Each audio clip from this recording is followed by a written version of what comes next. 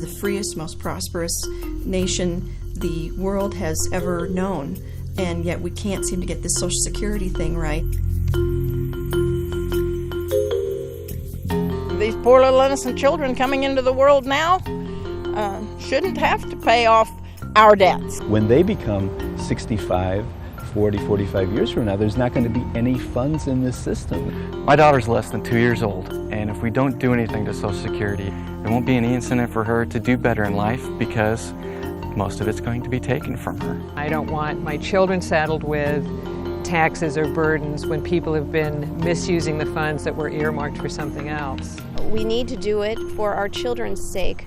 We would not rob from their savings account on a day-to-day basis to buy the groceries, but that's basically what we're doing with Social Security right now. The money is not there, it's being taken, and come 15 years from now, we are going to have a serious deficit. The fact that the politicians are dipping into our money, which does not affect their money, I think is not fair to the rest of the populace.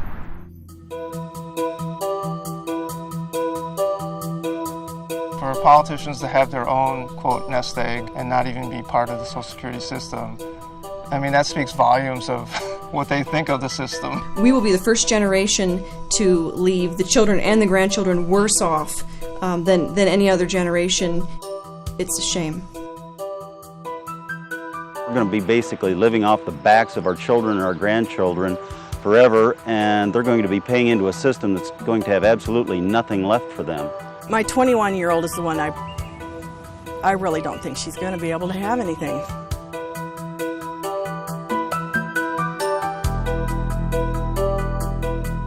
Well, I think the politicians in Washington think my age group is a little young and stupid, quite frankly, and I don't want to be paying into a Social Security fund that I won't be receiving back.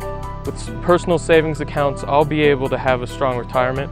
If the leaders in Washington aren't able to provide that for me, we should find new leaders. Right now, the only chance my daughter has at a secure retirement is to invest in her own individual retirement fund. People I'm praying will come to the polls and vote to get this fixed are my children and our younger generations. They can fix this.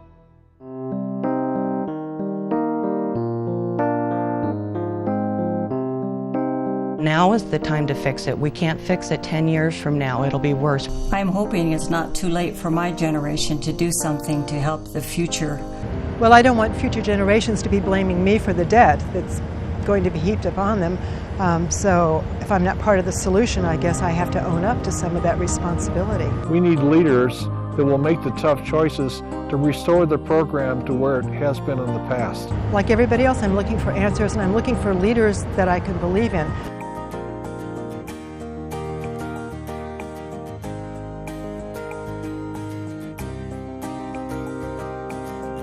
I will listen to any proposal that might be put up.